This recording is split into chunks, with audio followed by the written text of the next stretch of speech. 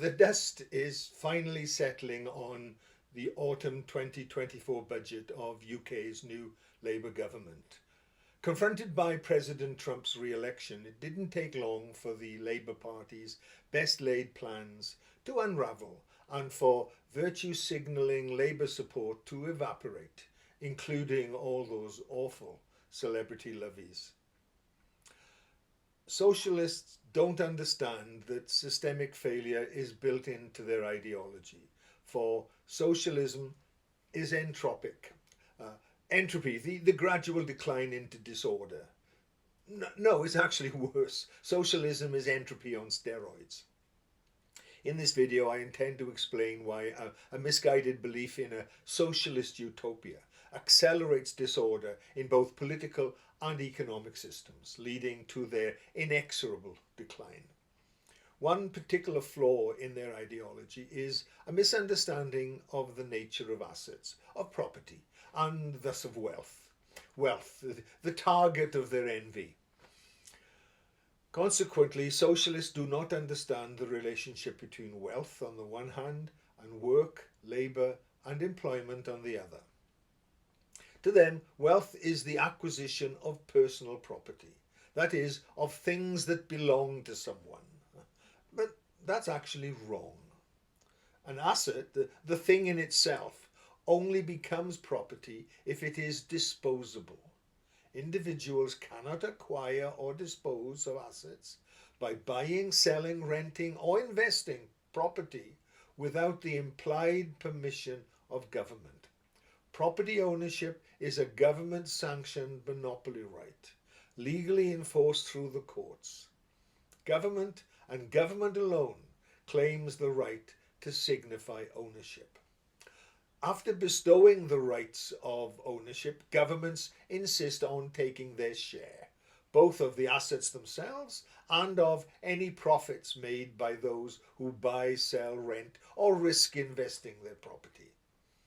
Governments charge for ownership rights, which must be paid for out of profits from such transactions. This means property has to be made productive. That is, it must be negentropic, countering entropy, for otherwise wealth will dissipate and government will lose all benefits.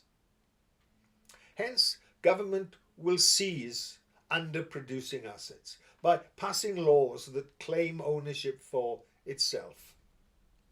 These assets must then be transferred on to other risk takers who promise productivity and a hope for increase in wealth in a sort of systemic feedback loop. Now, to be acceptable by the general population, the property rights must appear to be based on some vague notion of morality and fairness. Fairness, whatever that means. However, virtue signalling about a moral fairness is itself entropic. What is more, government cannot behave arbitrarily or hold on to assets by nationalising them, which, without the spur of personal risk, will subsequently keep underproducing. Excessive seizure in the name of fairness will limit the willingness of risk-taking individuals to turn assets into property, undermining the viability of the whole system, which is a harsh lesson that is eventually learned by every socialist state. And worse, assets must not be passed on to incompetent political favourites, which is what led to the economic collapse of Zimbabwe. Yet another unwelcome reality is that insignificant governments such as ours are impotent in the face of increasing global market pressures. The feedback of unintended consequences of their vindictive and envious meddling will teach them some harsh economic truths. But because not before the elderly and the hard-working, who had scrimped and saved all their working lives, have become a target of an ongoing tax grab of their savings. Labour has to pay for the demands of their paymasters. in the powerful unions and the undeserving poor that benefit from all their sanctimonious virtue signalling. It is quite clear that the Labour Party has both betrayed the British working class and deceived its middle class. They are crucifying small and medium-sized enterprises and the farmers, who are the backbone of the national economy, with increases in national insurance and various forms of asset stripping. This, of course, will eventually filter back down to the general public in the form of price rises and inflation. Of course, another huge problem is that there's a fallacy at the core of the Labour Party's ideology, which, by the way, has got nothing to do with their disingenuous claim to care for the poor in society. Socialists believe that wealth is the product of labour, which gives them the moral right to confiscate the assets of anyone who has benefited from what they say is the previously unfair system. And then they will subsequently redistribute those assets among preferred voters and party members. However, wealth is created by talent and entrepreneurship, investing in the extraction of raw materials, in agriculture, in industry and commerce, by the investments of a merchant class. Physical labour in itself does not create wealth. Labour is a commodity, a mere replaceable cog in the machine of wealth creation. The harsh economic reality is that in a globalized world, such an overabundant and replaceable commodity can only compete on price. Socialists fail to understand that it's not work that creates wealth, it's not jobs that create wealth, quite the opposite. It's the investment of wealth that creates work and jobs. Employment is a side effect of investment. The alienation of the wealthy leads to less investment, less work, and ultimately a loss of jobs. The wealthy should be welcomed, not chased away.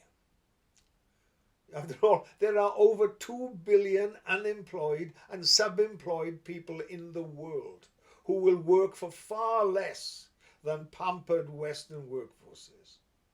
National boundaries can no longer keep out the influence of such cheap labour.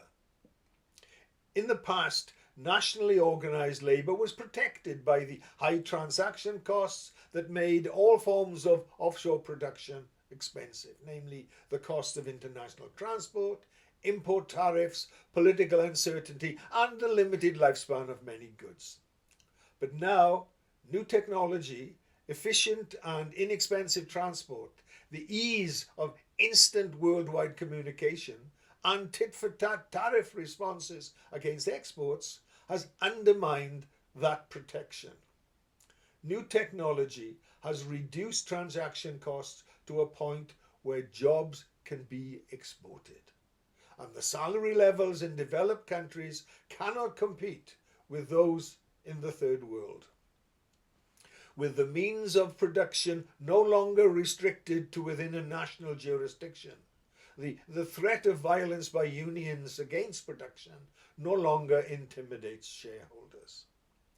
Now, this is all made worse by the emergence of artificial intelligence, which will take work away from everyone. We have left the industrial age, and in this new information age, the typical modern factory is run by robots. It employs one man and a dog. The man is there to feed the dog, and the dog makes sure that the man doesn't touch anything. Now, in particular, AI will decimate bureaucratic jobs. We hear so much about AI affecting private business, but some real brutality will come in the public sector, with the loss of a huge number of bureaucratic non-jobs in the upside-down pyramid of management there. Although necessary for social cohesion, Uh, it's fundamentally an overblown public sector, which is an economic drain on the wealth of the nation. With well over a third of UK's employment in the public sector, the country cannot survive by taking in its own washing. To protect jobs, of course, governments will run as many campaigns as they like, insisting that British is best, or Canadian, or Japanese, or Nigerian. Families with little money feel no patriotic urge when spending their meagre earnings. Producers who are forced to add the unnecessary costs of nationality into their products are at a competitive disadvantage. Customers will always find the best value for money unless, of course, powerful national legalistic barriers are put in the way. Governments can, and they will, try to impede such an individually self-interested economic rationality. But if that happens universally, we will see the end of global trade, and then everybody loses. Now, the UK's recent draconian policies means that international tax advisors, like my good friend and co-author David Lesperance, are being inundated by nervous, high net worth individuals asking for help in relocating to more favourable and easily accessible jurisdictions. As Thomas Jefferson once said, merchants have no country. The mere spot where they stand on does not constitute so strong an attachment as that from which they draw their gain. Nowadays, for merchants, read entrepreneurs and investors. The UK's new tax laws put the assets of high net worth individuals at risk, particularly of the non-domiciles. Non-doms will have to pay UK income tax on their worldwide incomes, whether or not they bring them onshore to Britain. There's an increase in capital gains tax. It'll be far more difficult to pass on wealth to heirs with the freezing of inheritance tax thresholds and the undermining of relief on agricultural and business properties. Oh, no wonder the wealthy and their wealth are leaving. Of course, the state must prevent assets from moving abroad to other jurisdictions, which is why restrictions must be put in place to stop such a drain on a nation's overall wealth. However, this is becoming increasingly difficult as assets become digital, particularly with the advent of cryptocurrencies. Soon, a Labour government will be forced to introduce an exit tax as wealth hemorrhages from these shores, with its consequential loss of jobs. That means everyone leaving will be forced to pay a tax on all their local assets before they jump ship. With the growing popular resentment towards the rich, no, it's worse, the increasing demonizing of the rich, high net worth individuals will be leaving in droves before it's too late. And the world is full of welcoming jurisdictions with lower tax rates, stronger asset protection laws, and a greater respect for individual freedom. Successful markets will always find the lowest cost within the realities of evolving yet conflicting power bases and transaction costs. Wealth is created by wealthy risk takers and investors. Wealth, that is, both in terms of assets, money, and ideas. Risk is where talent confronts hazard in the search for opportunity and profit. It's talent and not labour that creates wealth. And the politics of envy amongst labourers will drive talent away And what is more, the talented who do remain will become increasingly risk averse. Now, it's becoming clear that the recent Labour landslide was the result of a nation of misled and misguided turkeys all voting for Christmas. The UK's unwitting population has voted for entropy and a steady decline into disorder and chaos. To its well-meaning but misguided supporters, socialism is virtuous, but it is a naive and deluded ideology that always results in economic ruin.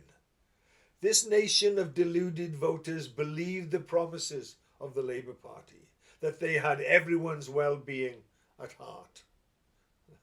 After 4 years of a Labour government, this population will finally come to realise that the UK has become an economic basket case, the hell of a socialist heaven. Venezuela, here we come. Thank you.